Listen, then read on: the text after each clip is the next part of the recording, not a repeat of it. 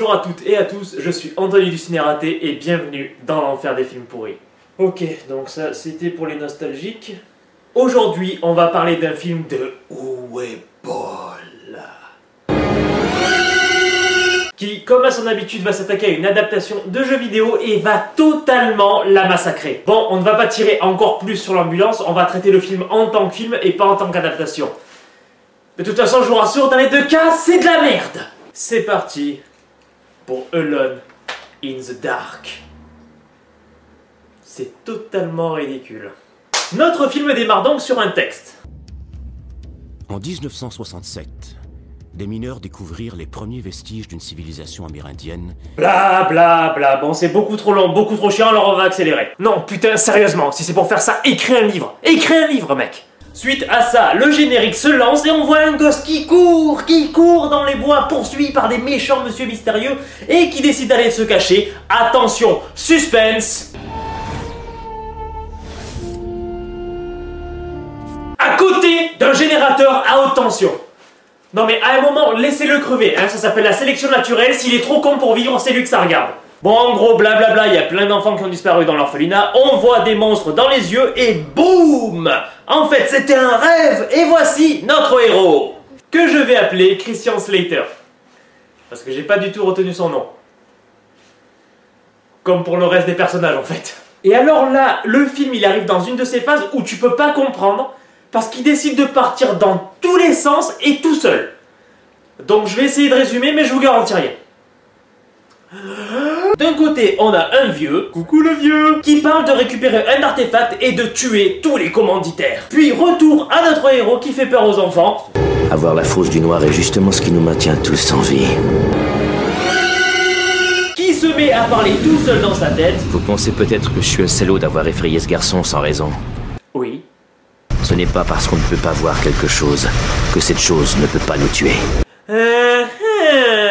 Et on apprend qu'il est amnésique depuis qu'il est gosse et qu'il a un métier en rapport avec les phénomènes paranormaux. Et oui, on s'en bat les couilles. Ok, stop. C'est beaucoup trop d'informations d'un seul coup. Je connais pas ton nom, je connais déjà ton plat préféré. C'est qu'il y a un problème. Ok le film, tu souffles un coup et tu prends ton temps. Bon, en gros, il nous explique que son job, c'est de traquer et combattre des phénomènes paranormaux qui se manifestent dans notre monde.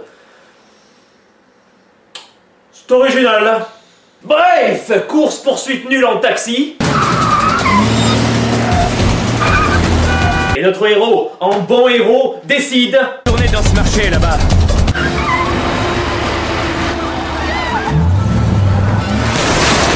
de demander au chauffeur de foncer droit dans un marché où il y a plein de civils. Youpi! Mesdames et messieurs, notre héros! Tournez dans ce marché là-bas. Bon, poursuivons. Attaque piquée! Ok.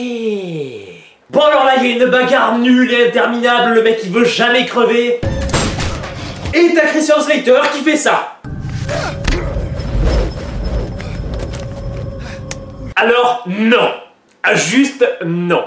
Bon, Christian Slater récupère un flingue, il y a des effets beaucoup trop nuls pour être vrai, la bagarre est molle et chiante, bougez-vous s'il vous plaît. Merci. C'était nul. Mais genre nul. Ah. Et pendant ce temps-là, Tara Reid, en chercheuse, ok, de toute façon, au point où on n'en est plus rien ne m'étonne, récupère un artefact mystérieux. Ah, tu la sens la pression qui monte, hein? Là ça vient, ça a commencé. Tu sens la pression, la tension. Ouais, non, moi non plus. Et là, le film repart dans tous les sens. Donc, on retrouve le vieux parce que je suis sûr qu'il va servir à un moment. Et on retrouve notre héros qui semble poursuivi par...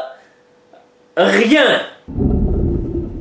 Ok, bon ça fait beaucoup de vide d'un coup. S'il te plaît, film, fais des trucs. Apparemment, il vit dans la caverne des 40 voleurs et à non-transition sur le vieux en fait. Bon, merde maintenant, merde. Essaye de rester 2 minutes sur le même putain de personnage. C'est pas possible. Blablabla, légende à la conte, blablabla, on s'en fout. Retour sur un autre. Bon, merde, on va accélérer. Notre héros étudie des trucs, le vieux se fait trahir et les mecs avec lui libèrent un monstre. Tout le monde y meurt sauf le vieux qui récupère un objet curieux. Puis maintenant il y a des gens random qui... arrête de faire des trucs qui s'en vont marcher, ok. On voit Stephen Dorff, très bien, dans un centre de recherche paranormale, parce que apparemment toute bonne vie se doit d'en avoir une, vu qu'on en voit dans tous les films. Le héros a des flashbacks sur un orphelinat. Il nous explique que les mecs qui marchent pour rien, ben en fait ils sont possédés. C'est original tout ça. Bref, il décide de retourner à l'orphelinat parce qu'il y a un des mecs possédés qui travaillait là-bas. Et alors là, il y a un mec qui pop de nulle part pour nous expliquer des trucs sur les personnages, et il a une des lignes de dialogue les plus extraordinaires que j'ai jamais entendues. Attention, vous êtes prêts? J'ai effectué les comparaisons, tu sais. Il n'y a aucun point en commun excepté que tous viennent du même orphelinat. Le mec dans le plus grand des calmes, il t'explique qu'ils n'ont rien en commun, rien, sauf le fait qu'ils viennent tous du même endroit. On apprend que ce mec-là, il bosse dans l'agence paranormale où travaillait Christian Slater, mais quel que soit son rôle dans cette agence, virez-le vite. Ce vieux commence à gâtouiller. Suite à ça, Christian Slater et Tara Reid ont des retrouvailles touchantes. Edouard! Qu'est-ce que tu m'as manqué? Je t'ai cru mort, ça va pas, non? Blablabla bla bla à base de « Pourquoi tu m'as pas appelé ?»« Parce que je suis un mec trop dark pris par son travail. » On le sait que vous allez baiser, arrêtez tout de suite vos conneries maintenant, ouais. Il lui file un bout de l'artefact qu'on sait toujours pas à quoi il sert, et là, boum, il y a un monstre qui pop. Enfin. Bon, hein, bien sûr, un monstre dégueulasse animé avec le cul, mais un monstre quand même. Le monstre joue avec les lumières et s'amuse à faire jour-nuit, et tue un mec qu'on a vu genre il y a au moins 20 secondes. Il se met à poursuivre nos héros et s'enfuit après avoir pris une seule balle. Et puis, d'un coup, il y a des militaires qui pop et qui foutent une branlée au monstre. Dialogue entre Christian Slater et Stephen Dorff à base de gna gna gna gna, tu bosses pour nous, t'es plus notre copain, blablabla. Bon, au cours d'un dialogue, on apprend que les mecs possédés sont genre contrôlés par un genre de 1000 pattes mutant dégueulasse et que Christian Slater en a un lui aussi. Le vieux retrouve donc Tara Reid au musée parce que apparemment ils bossent ensemble. Et en fait, dans son sous-sol, il a un monstre et puis il s'injecte du sang. Stop! Stop! Stop! Arrêtez avec vos scènes toutes les 2 secondes que vous n'expliquez pas! Allez au bout des choses! Stop! Y'en a marre maintenant, merde!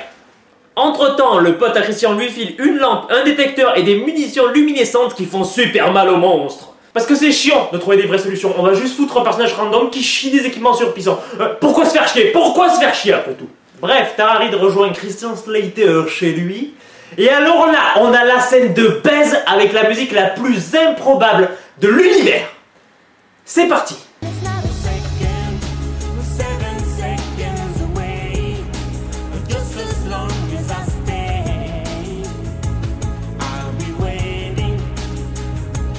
Et pendant ce temps-là, le pote de Christian se fait infecter par le vieux.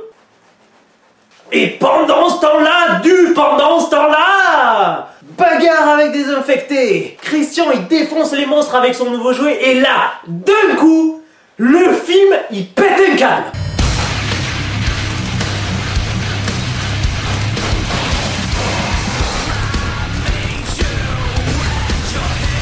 Si vous avez compris quelque chose à cette scène, sachez que vous faites partie d'une race mutante à la vision surdéveloppée.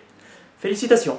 Donc il y a toute une armée de militaires qui pop. Sûrement un moment où toute une armée de militaires peut débarquer sans qu'on les capte. Encore plus de bagarres! Où Christian tue des gens sans les toucher. Oh. Où les militaires ils vident 3 chargeurs pour un seul mec. Bon, bref, avançons s'il vous plaît. On se retrouve dans une vieille mine d'or abandonnée où beaucoup de monstres ont été signalés. Après du blabla interminable, le gros des troupes décide de rester pour défendre le périmètre, pendant que Christian, Tara, Stephen et des militaires random, eux, s'aventurent dans la mine. Alors, pour une raison qui m'échappe totalement, le vieux est devenu le seigneur des monstres.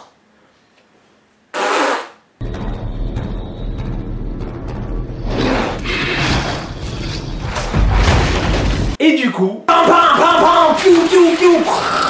Ah, Nos héros se retrouvent perdus l'espace d'un instant dans un film d'Indiana Jones et ils se font attaquer par un nouveau style de monstre chelou. Donc...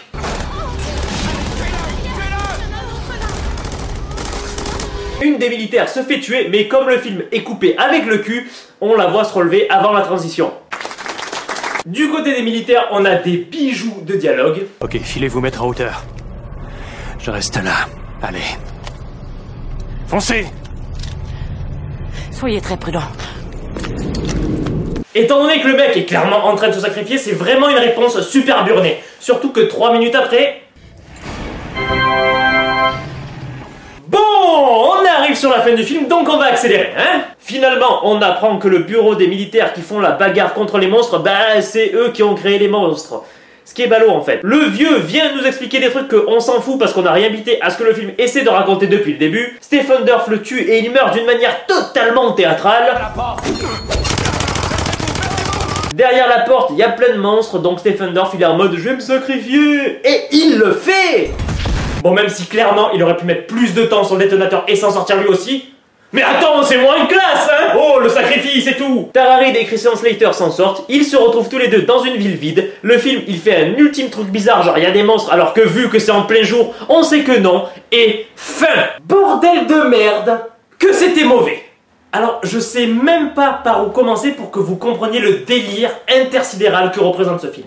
Alors oui, les acteurs sont mauvais, c'est clairement filmé avec le cul, on comprend rien aux scènes d'action, ça raconte tout et rien à la fois, on comprend pas où ça va en venir, les costumes des militaires c'est des putains de tenues de paintball, et puis même si Karim Debache a déjà relevé le point dans sa vidéo sur le film s'appelle Alone in the Dark. Alone in the Dark. Alone.